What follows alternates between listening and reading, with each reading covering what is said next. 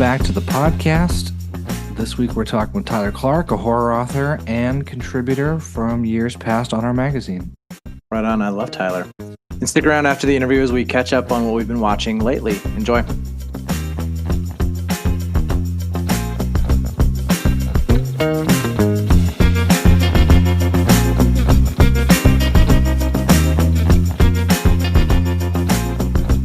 Tyler Clark, welcome to the podcast.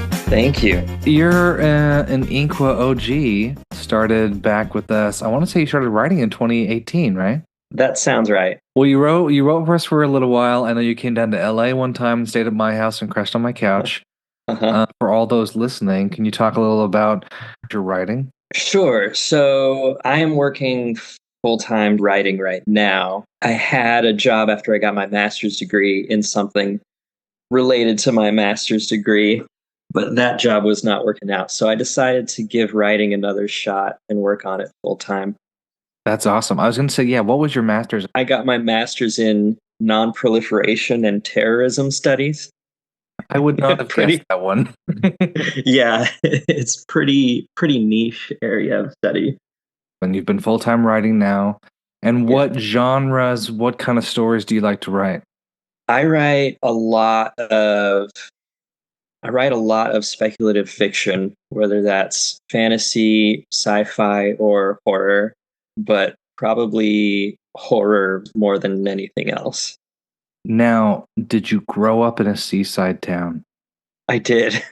Is there a connection between horror and seaside towns? I'm just thinking Stephen King, there's so many great murders and horrors around there. Wow, I have never put that connection together before. Well, that'll be the book. That's going to be the paper we publish first. Horror and seaside towns. Maybe there's something to it, like all the fog, like the cold wind makes you terrified. I don't know. The extra salt in the air just gives you a little edge. Yeah. Well, what do you enjoy about storytelling? What aspects hook you and love to dig into? That's a really big question. I think about storytelling itself, there's a lot of freedom to it. And there's something really compelling about there just being no limitations at all for you as you're writing, except for what you can express with language. Right? So that's really liberating, but it can also be like one of the most frustrating things about writing too, right? Like, you're only limited by yourself and what you can think up. In fact, I remember this interview one time I was watching with Aaron Sorkin, and he talked about this, where he was talking about how he'll be sitting there writing and he'll look over at his bookshelf and see his dictionary, and he'll be so frustrated because somewhere in that dictionary, if he could just arrange the words in just the right way, there's the perfect story. Yep. It's just a matter of like mining into it and trying to figure out how to find it and everything. That's the hard part. I feel like the imagination of each person is so interesting because there's some commonalities, but each person's also so different that there's a huge leap between being imaginative and bringing imagination into a cohesive story.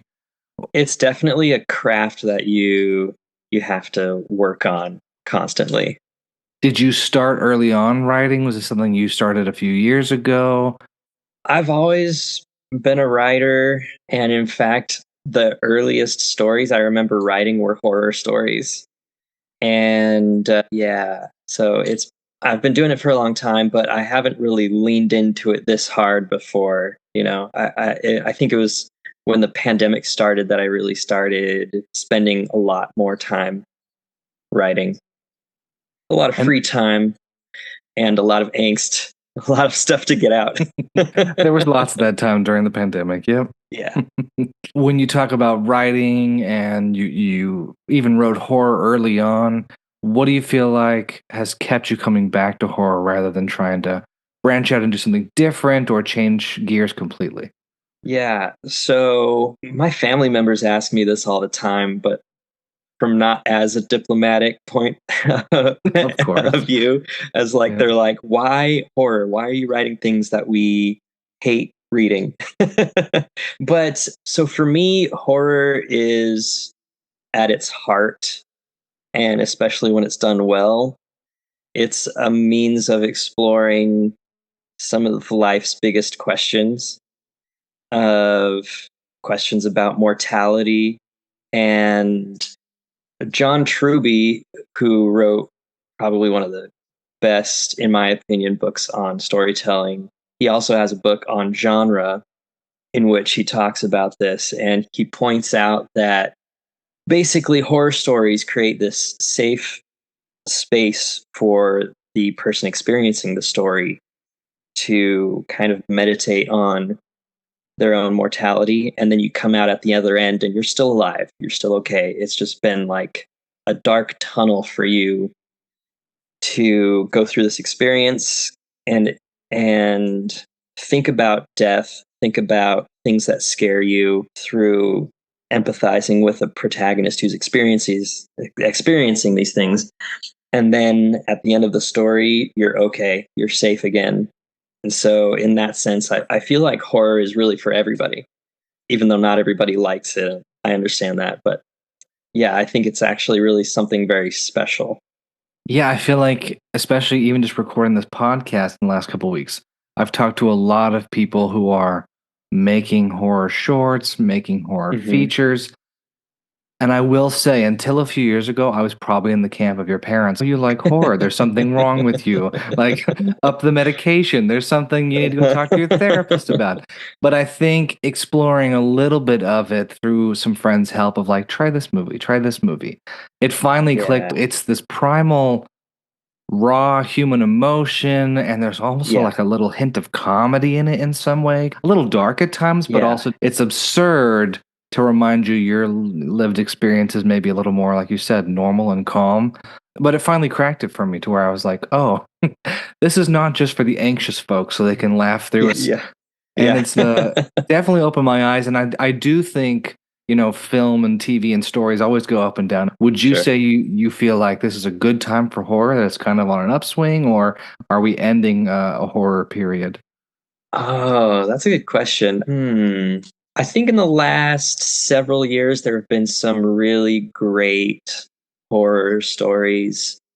I'm thinking about A Quiet Place and Jordan Peele's horror movies and these other ones that aren't just the campy B movie horror slasher movies, and those have their place. Don't get me wrong, I like those too.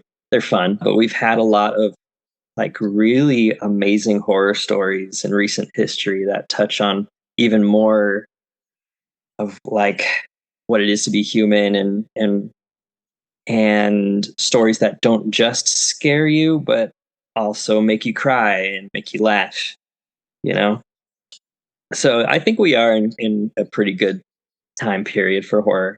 What's your process like when you decide to go and start writing a story? Do you go watch some movies that are kind of in vein, that are, in the same vein as an idea you have, or where did you kind of net out with starting that? I usually come at it from a starting place of thinking through a problem or an emotion. The first horror story I wrote that really made me feel like I want to pursue this as a career, I want to give that a shot, was a story I wrote called If a Tree Falls. And the story is about a person who is literally disappearing from the world. He's losing track of all of his possessions. They're disappearing, and people around him stop remembering who he is. And so he's facing this horror of disappearing and of losing his sense of self and everything.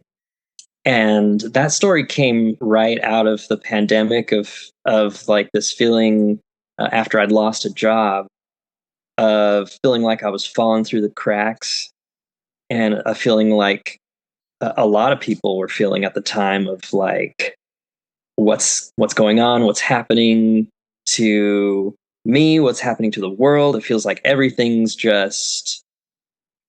lost their minds. And so yeah, a lot of my process, I usually don't even set out with plans to write a horror story, it often just kind of comes out that way of there will be a question on my mind or a feeling, and then I just kind of crank that feeling up to 11 and then have a character explore that problem or try and figure it out. Usually it doesn't end well for them. How much of yourself do you find in these protagonist or exploratory characters?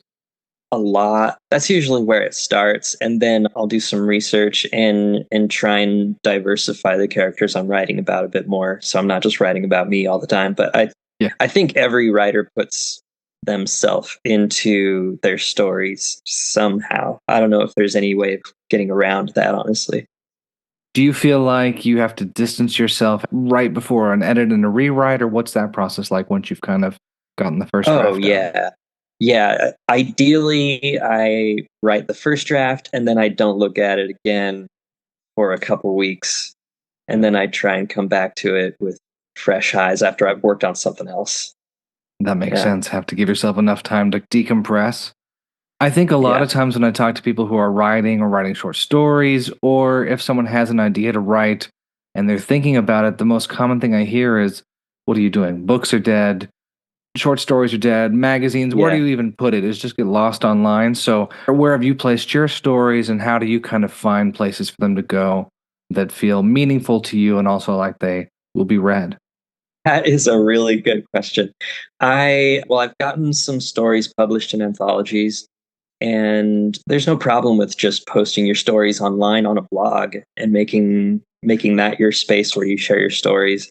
If you're trying to become a professional writer, it's a lot harder. There's a lot of competition, even for short story markets. I mean, some of these magazines that are some of the more popular, well read ones receive thousands of submissions during their submission windows.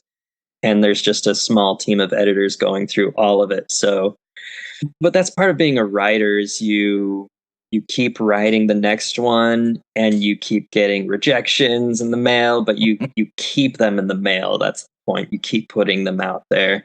Yeah. That's been an ongoing thing, a lesson to learn. But interestingly enough, I think the the time in my life when I learned that lesson the most was when I wasn't writing, but when I was busking. I was playing guitar on the street. Yeah. And if you've ever done that before, it's terrifying because you have no idea if people are going to hate the music you're playing or if they're going to like it or leave a tip or, anything like that. But it's not your job to be liked in that situation, right? It's your job to put your music in front of people, and whether they like it or not, they will hear you. That's the point. And as a writer, you have to kind of develop that mentality as well, because you're going to get tons of rejections. But the point is not whether or not someone likes your story, but you have to keep putting your art out there no matter what. And just be seen is the point. Be seen and keep telling your stories. That's such a great outlook. And honestly, it's been said by others before, but Quentin Tarantino just last week was like, I just keep making movies for myself. You're all invited. And it's that Yeah. same, Same idea. yeah, Yeah. the same idea there of like, if you're doing it for anybody else, I think we've got humans have a good nose for sniffing when it's just that, when you're being pandered Yeah. to or they're selling something inauthentic and sounds like you're writing what you want to write. It's a little bit of you in the story. It's what you're feeling. And it's a story that you want to get out there. Right. So when you submitted your stories, how did you get into these anthologies and what are they called, by the way? These short anthologies. Sure. So there's an anthology called Behind the Shadows by Inked Publishing that released in September of last year. And then there's an upcoming anthology called Negative Creep that's by Bookslayer Press, and that's coming out in a couple months. So the first one, the story that got published in Behind the Shadows, I'd written that a long time before, and I'd sent it out a ton of times, and it finally found a home in this anthology.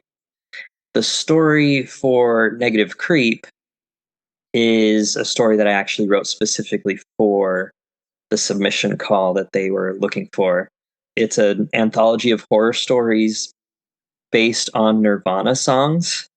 Wow. Yeah, it just sounded like such a cool idea. So I wrote a story specifically with that in mind, focused around the song Come As You Are. And I sent it in and they got back to me pretty quick. So Wow. that worked out. But that's not usually how that goes. Usually you have to shop around a story for a long time before you find a place where they accept it. And where do you go about finding these things? Is this like in a writing journal? Is this just online? Are you looking at Facebook groups? Where do you find that kind of information? I subscribe to a website called Duotrope. It's a huge database of magazines and places that publish stories and poetry. And I don't think you have to subscribe for their service, but I do because they have a really great tracking system that helps me keep track of all my submissions. There's also, it just kind of snowballs as well. The more you start to follow editors and magazines, the more, calls for submissions show up on your social media feeds. And I think that's how I found Bookslayer Press, honestly. So, yeah. Just kind of keeping yourself in that space with who's doing things. That's interesting. Right. In addition to your shorts, what are you looking to do in the next year, 5 years, 10 years? Do you want to write a full novel? Do you like the short format? Do you want to move to screenplays or something else? Yeah, I actually have a novel, my first novel. I'm working on the third draft of it right now. I started working on it at the end of 2022, so it's been a little over a year since I started on it. And writing short stories is probably going to be a mainstay of my routine as a writer just because it's such good practice. Like you can crank out a short story in a day, and it's also really good practice as a writer, especially if you're going on to bigger, more ambitious things like writing novels or screenplays, because when you write a short story, you get an immediate sense of completion. It doesn't take a year for you to write a short story, but also you get a really good sense of the rhythm of stories when you're writing a lot of short stories. You see the beginning, middle, and end as a complete whole a bit easier than when you're working on these really long projects. And it's also really good practice just for finding your voice as a writer. So, yeah, I'll probably keep writing short stories, even though I'm trying to work in novel writing into the mix. That must be helpful to keep the creative juices flowing and not a year and a half in between every book, or like some people who only do long Right. form.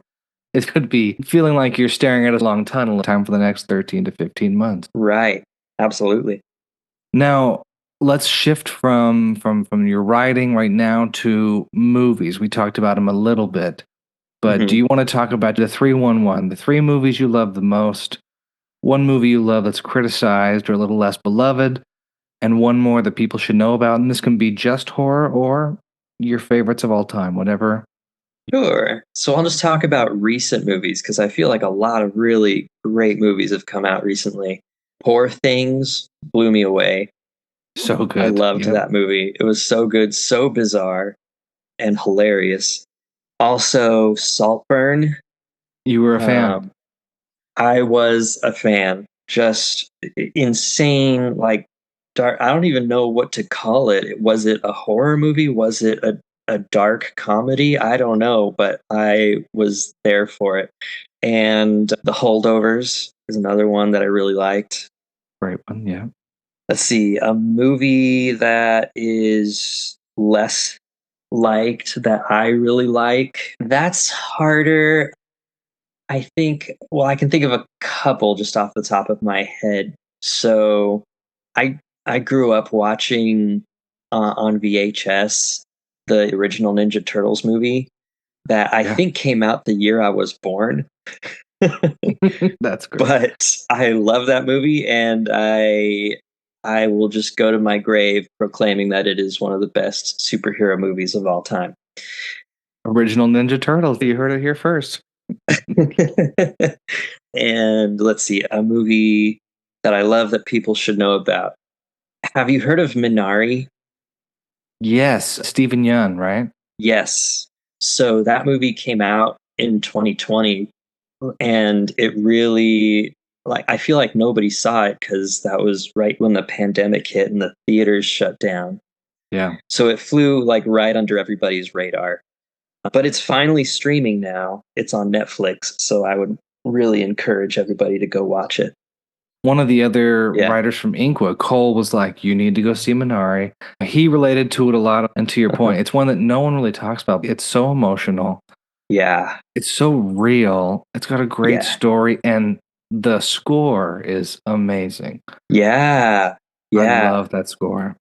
I'm glad you mentioned that. Yeah. That was a really great aspect of the movie. Yeah, totally. Yep. As far as where you are in the country, because you're up near Monterey, Yeah, I'm just south of Monterey Bay. Yeah. do you feel like there are some stories or movies set there that you have always felt like are yours? Oh, that's funny. Like a place that's been used as a movie set? Yeah, or even if you just say this movie feels like it could have happened up the road for me, like it feels Interesting. local. Oh, that's a tough question. For a long time, there were these abandoned like military housing buildings up north of where I live. And it was from a military base that got shut down like 20 years ago. And so there's all these decrepit buildings that have just been left, and they've got broken windows and trash, and they look terrible. And so whenever I see anything on a movie set that looks like that, it just feels like I'm driving past those buildings. That's fun. Maybe Last of Us. Yeah, kind of like that. Yeah, very post-apocalyptic. Yeah, every time I go up north, I'm always wondering, why don't we shoot more here? It's so pretty. It's so beautiful. There's kind of an eerie mist sometimes that rolls in that gives everything a Uh-huh. little darker tone. You wonder what's happening behind the scenes. Yeah, totally. Oh, speaking of Mist, there a movie called The Mist? It was like a Stephen King horror movie. Yeah, maybe that was Northern California. The fog really makes me think of that movie. As far as things that you want to see, what aspects of horror or story do you want to see in movies coming out in the next few years? Is there some elements or things you're like, I wish we just have more of this? Well, I love to see horror movies that have a really personal take to them, you know? Like I feel like The Last of Us did that really, really well, where it's like it's post-apocalyptic, it's zombies and monsters, but it's also a story about love and connection and the the lengths people are willing to go to protect people they care about. I mean, that's a really heartfelt story. It's also terrifying at parts. Yeah. But I love it when writers, and it's not even mixing genres, it's just taking the horror genre and expecting more of it, you know? Not just slashers, blood, and not that there's anything wrong with that, but not just Not that there's slashers, anything blood, wrong and with guts. that. Yep. Right. Well, we hope that there's more of those stories coming out. I'll make sure we link your short stories wherever they're published. For one of the anthologies, it's already on Barnes and Noble. You can find it there. For the other one that hasn't come out yet, we're still going through the editing process, so that's not quite ready yet. But I also have my website where I post updates on all my short stories. That's tylercclark.com.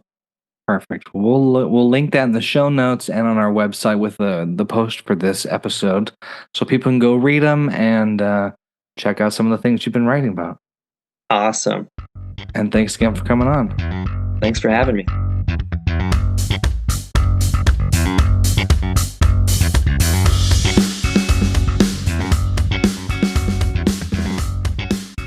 All right, Madison, how was the desert last week? It was so good. I was basically by myself for a week. It was cold. I did hiking. I had to get a motel one night because there was so much snow that I couldn't actually gain access to a campground. Oh, Actually, it was Bryce. Remember we went and camped in Bryce that one year? there was a lot of snow. Imagine twice as much snow as that, and the campgrounds were inaccessible. So Ugh. I had to get a hotel in town for one night. I guess this is a nice way to kind of break it up, right? It was, yeah. Not total camping the whole time. Yeah. Did you get to watch any movies while you were out in the desert and camping, or going between, or did you just catch up when you got back? No, I downloaded a handful of movies on my laptop and watched a movie every night that I was out there, which was good. I watched Dune again. Okay. On my tiny little laptop in the middle of the desert, which is both poetic and also probably a tragedy. I watched both Deadpools. Okay. Because the trailer for the third one came out. And then I watched the Mario Brothers movie. For the first time or a rewatch? For the first time. Wonderful. We should probably talk about Dune because it's coming out here. The second one, the sequel is coming out. So good. I think I liked it more the second time I watched because I saw it in the theater the first time. And I was a little perplexed at the ending because it just kind of felt like a really like a 2.5 hour trailer for what was the real movie to come out later, right? But then I feel like once I knew that and I watched it again, I could kind of just relax into the movie a little bit more. Sorry, I aggravated my lungs in the desert. Cut. But just in terms of movie making and storytelling, so good. Denis Villeneuve, fantastic. He made Arrival, which I know both of us really liked. Yep. I don't know, just just fantastic world building. I mean, I know they're not like making it up from scratch because they're coming off of a source material, but just, everything from set design to costume design to the script, the attention to detail, it was just really well done and just a really well executed movie. And I think now that we're, a week away from the sequel coming out, I can be a little bit more forgiving of the fact that it feels like a trailer for the sequel. Yep. I mean, I know by the time this episode posts, people will have already seen it, but it won't be too far out. I was going to say my challenge to you is watch the old one. Have you seen the old one? No, I've seen screenshots of the old one, and that might be enough. Put it on and in the background. So it's David Lynch, like Twin Peaks, Mulholland Drive, Inland Empire. Inland Empire? It's good. It's terrible, but it's good. It has Sting in it. It has Sir Patrick Stewart playing Duncan Idaho, if I remember right. Wow. It's got funky music. It's a fun one. And I tell everyone, scrub around. You don't have to watch all of it, but just kind of jump and scrub because it definitely gives you much more appreciation for. Denis just was like, you know what? Maybe we should revisit this and not let this be the only filmed version of this story. Anyway.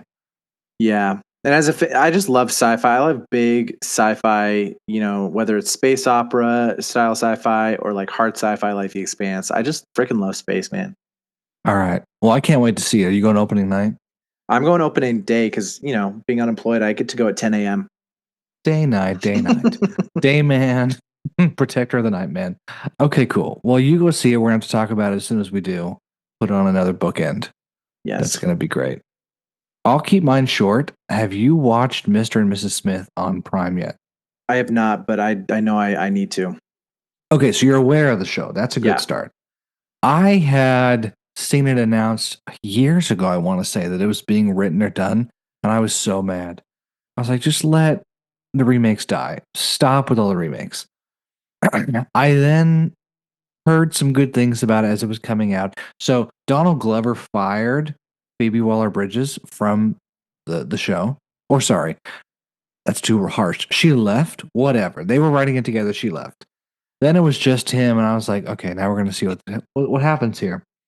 It's fantastic. It has his whole crew who've made Atlanta for the last 5-6 years doing the show.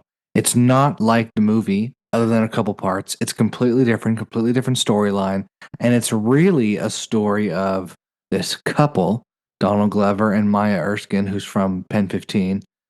Them as a couple paired up through the secret spy program, and it's their relationship dynamics.